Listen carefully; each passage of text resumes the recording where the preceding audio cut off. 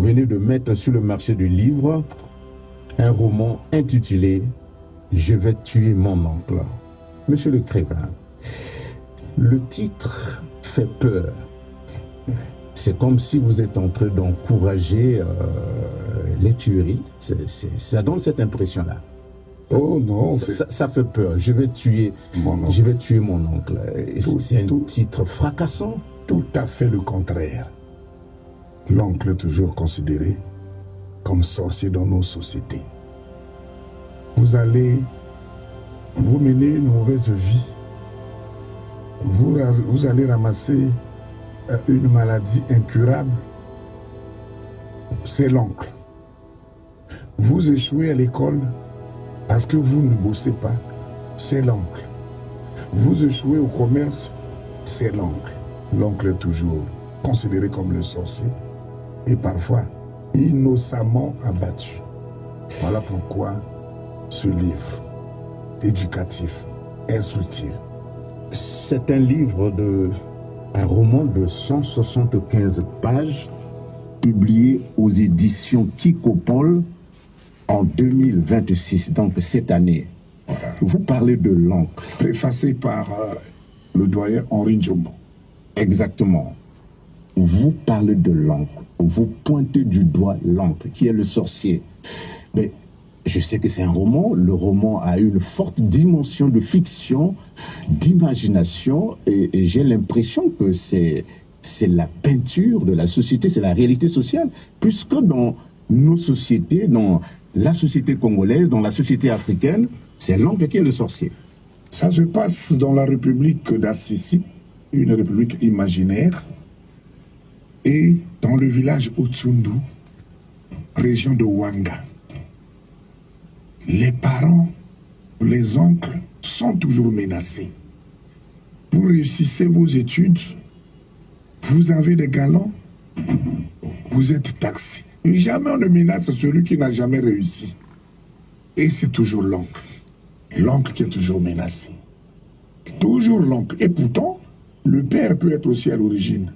De toute façon, il n'y a pas de mort naturelle dans la République d'Assisi. Et précisément à Otsundu. Toute mort est liée à une cause spirituelle. Vous voulez dire cela? Et surtout, le féticheur, le pasteur ou le magicien, c'est comme si ce sont les dieux sur terre. Ici, vous avez l'histoire de Langui et Nzenza. Langui a échoué. Ce sont les personnages principaux de ce roman. Voilà. Avec Langui a échoué 6 fois au bac. En terminale, il avait déjà 3 enfants, 3 mères. Et Nzenza a fait le bac d'un seul coup. Sa copine Miracle a fait aussi le bac d'un seul coup. Mais Langui va demander à informer Nzenza qu'il va aller tuer son oncle. Intelligent du retour de sa formation et de sa...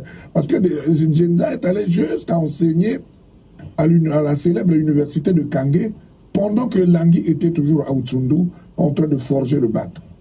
Du retour, son ami dit « Je vais tuer mon oncle ». J'ai eu un grand féticheur. Il appelle chat par chat. Il a dit que c'est mon oncle qui est à l'origine de mes échecs. Intelligent, intellectuel, Nzenza lui dit, bon écoute, je vais t'accompagner, mais entre-temps, repartons chez ton grand féticheur, parce que moi aussi, j'ai un mal là, ça doit être mon oncle. Arrivé là-bas, il a fomenté une plaie incurable.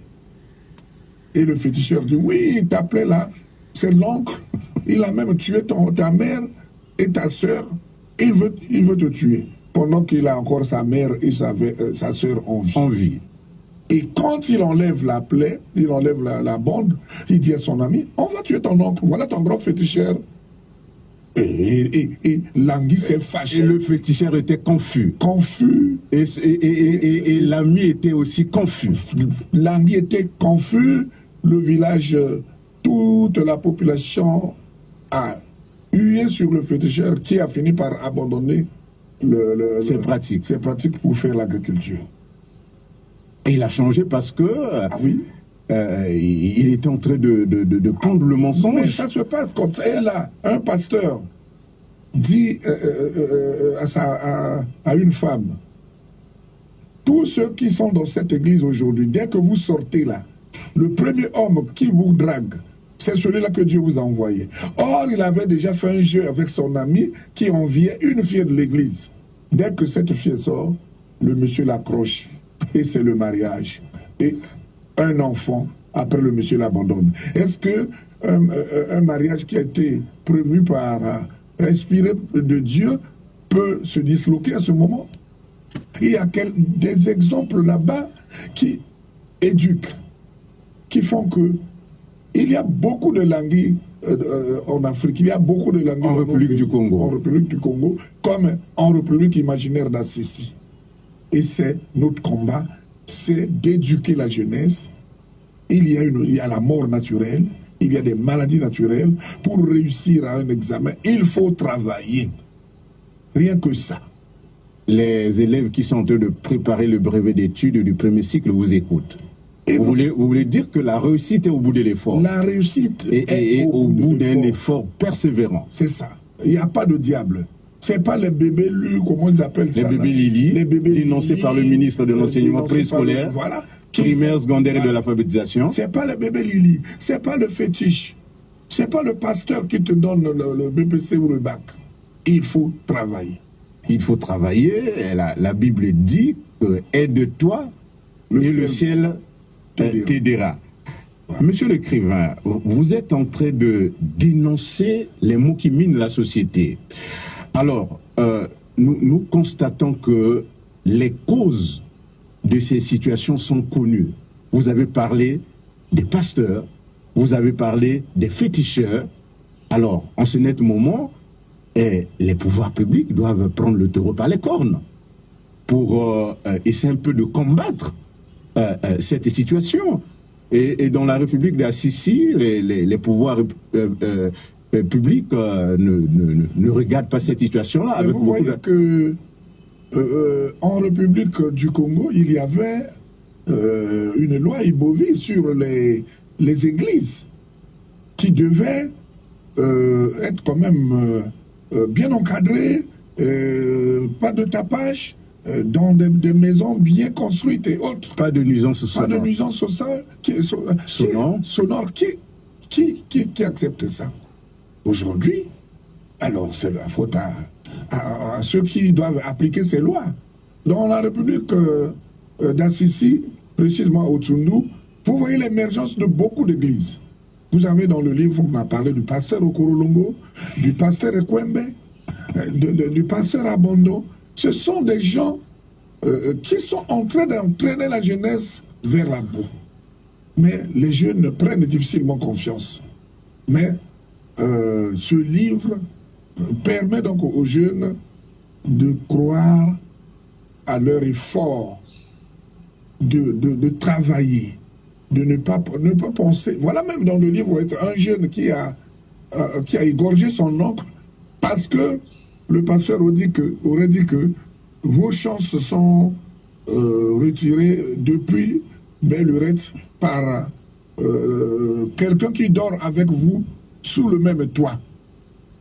Et le monsieur attendait son oncle, il dort avec son oncle. L'oncle dormir, il vient avec un couteau pour égorger l'oncle. Les fausses prophéties. Voilà, quand il fait la prison, quand on l'arrête, il dit, je n'ai fait qu'exécuter la volonté divine. Alors vous voyez que c'est l'aliénation pure et simple. Vous voyez? Voilà. Alors, nous savons que l'Église éduque à ce moment. La religion concourt à la conscientisation de la société. Absolument. Mais quelque part, Karl Marx dit que la religion est l'opium du peuple. Vous partagez son avis alors? Mais elle est l'opium du peuple quand elle agit tel que j'ai décrit dans le livre. Mais s'il y en a, lui-même, le Seigneur aurait dit qu'il y aura des faux pasteurs et des vrais pasteurs. Là, par exemple, le pasteur Ekwembe, il a de ces révélations qui donnent. Il avait fait une révélation à un adepte, que vous serez admis à un concours qui va vous amener à être quelqu'un dans votre pays, dans ce pays. Mais le jeune n'avait même pas l'idée de faire un concours encore. 2 ans plus tard, il fait le concours de la magistrature, il est admis. Ça, au moins, c'est une révélation qui est réelle. C'était tangible. C'était tangible. Mais la plupart, c'est comme je vous ai dit d'une femme qui a perdu son temps parce que le pasteur a fait le jeu avec son ami et elle a cru.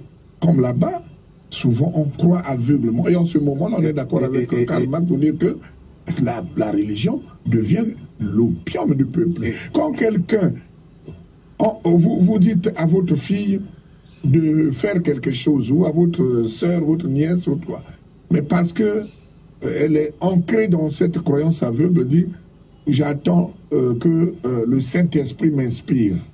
Et cette femme-là est l'incarnation de plusieurs femmes dans la société, dans les sociétés, qui croient aux paroles du pasteur, qu'aux paroles de son mari ou de son époux. Oui. C'est une réalité, c'est une vérité. C'est le reflet de la réalité sociale. Vous êtes en train de placer vraiment le curseur en bon endroit. Mais il n'y a pas que cette femme. Dans le livre, il y a même un homme politique qui s'est fait arracher ses biens, le bien matériel, quoi, parce que le pasteur aurait dit que tout est satanique dans tes biens. On a placé Satan dans tous tes blancs, tes biens, par tes ennemis. Voilà pourquoi tu es toujours malade. Il a remis tous les biens à l'église et a fait un testament. Les enfants se sont opposés. Alors, quel aveuglement! Mais malgré ça, il était toujours malade jusqu'à mourir. Mais il y a des églises comme ça qui existent, hein? Mais voilà. Dans la société. Voilà. C'est le reflet de la société. Vous savez, j'écris souvent dans le reflet de la société, le livre que j'avais expliqué ici, je vais tuer mon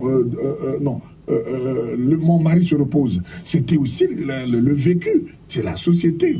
En tout cas, j'aime écrire ce qui est réel. Voilà pourquoi, souvent, afin de conscientiser la population. Voilà pourquoi mes livres sont beaucoup lus et je suis content. Et parmi les personnages, vous avez Ekwembe, oui. Okorolongo. Oui. Alors, ce sont des noms qui ont existé quelque part dans un environnement géographique précis. Oui, c'est des êtres humains qui ont vécu et quelque part et qui certains sont encore en vie. Mais oui, c'est-à-dire que ma philosophie est d'immortaliser ces gens que ces noms-là. C'est des personnes qui ont vécu dans ma contrée d'origine et qui ont fait une histoire. Et je ne voudrais pas que ces noms s'éteignent. Et je suis, depuis tout sauf ça, ma pièce de théâtre, mon mari se repose et aujourd'hui, je fais tout pour immortaliser ces gens qui ont fait l'histoire de notre contrée. Monsieur l'écrivain, en choisissant comme personnage les personnes qui ont vécu dans votre environnement immédiat, donc vous êtes en train de faire la promotion des noms des personnes qui fait partie d'une science qu'on appelle l'anthroponymie, parce que les anthroponymes font partie du patrimoine linguistique national. Les noms, comme dit le professeur Théophile Obenga, les noms justement contiennent l'histoire. Les noms contiennent l'histoire. Et voilà pourquoi je suis en train de faire revivre ces noms qui doivent pas disparaître. Et les noms et les langues, ça fait partie de mon dada. Parce que vous voyez, j'ai un recueil de poèmes où j'écris dans la langue embossi. Vous faites la promotion des langues locales. Des langues locales. Avec des titres comme Kébé Wangone, Obaoudzi, avec des titres comme Ibenga ou Yurakinda, avec des titres comme Epubula Kusu. Tu vois, donc je fais la promotion des langues. Et l'UNESCO aujourd'hui est en train de décrier le fait qu'il y a des langues qui disparaissent aujourd'hui. Quand une langue disparaît, c'est toute une culture qui disparaît également. Alors, parlons de Je vais tuer mon oncle. Vous parlez d'un livre alléchant. Où est-ce qu'on peut le trouver? Le